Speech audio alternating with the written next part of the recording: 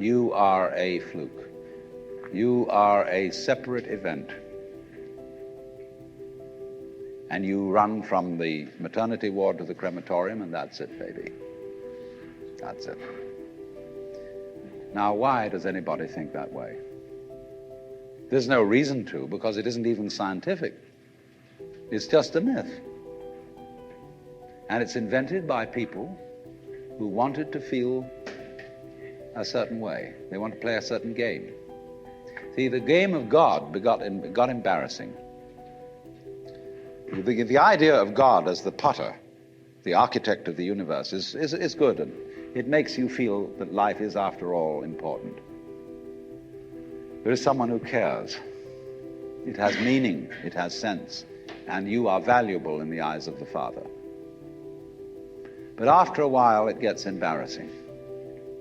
When you realize that everything you do is being watched by God. He knows your tiniest, inmost feelings and thoughts, and you say after a while, quit bugging me. I don't want you around. So you become an atheist, just to get rid of it. Then you feel terrible after that, because you got rid of God, but that means you got rid of yourself. You're just nothing but a machine. And your idea that you're a machine is just a machine too. So if you're a smart kid, you commit suicide. Camus said there is only really one serious philosophical question, which is whether or not to commit suicide. I think there are 4 or 5 serious philosophical questions. The first one is, who started it? The second is, are we going to make it? The third is, where are we going to put it? The fourth is, who's going to clean up? And the fifth, is it serious? But still, should you or not commit suicide? This is a good question. Why go on? And you only go on if the game is worth the candle. Now, the universe has been going on for an incredible long time. And so really, a satisfactory theory of the universe has to be one that's worth betting on. That's it seems to me, absolutely elementary common sense.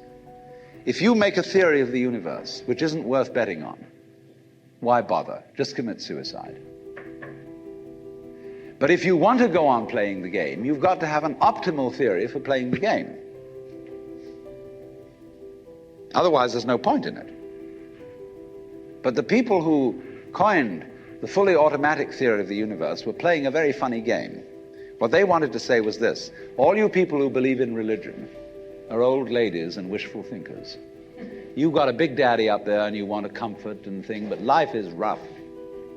Life is tough. And success goes to the most hard-headed people. That was a very convenient theory when the European American world was colonizing the natives everywhere else. They said, we are the end product of evolution, and we're tough. See, I'm a big, strong guy because I face facts, and life is just a bunch of junk, and I'm going to impose my will on it and turn it into something else, you see. And I'm real hard. See, that's a way of flattering yourself. And so it has become academically plausible and fashionable that this is the way the world works.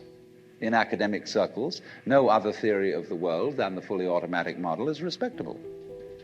Because if you're an academic person, you've got to be an intellectually tough person. You've got to be prickly. See, there are basically 2 kinds of philosophy. One's called prickles, the other's called goo. And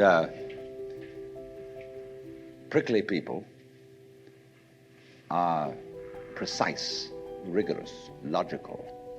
They like everything chopped up and clear. Goo people like it vague. For example, in physics, prickly people believe that the ultimate constituents of matter are particles. Goo people believe it's waves. And in philosophy, prickly people are logical positivists and goo people are idealists. And they're always arguing with each other.